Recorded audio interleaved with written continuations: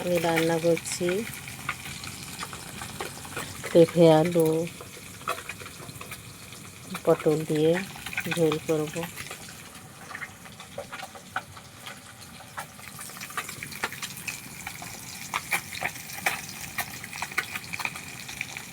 আজ অনেক বেলা হয়েছে, বাজার গিয়েছিলাম।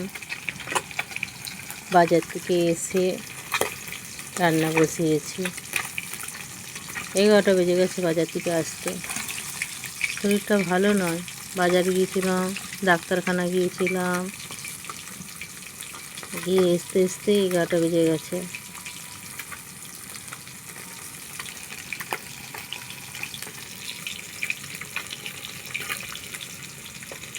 তারপরে এই রান্না বসিয়েছি।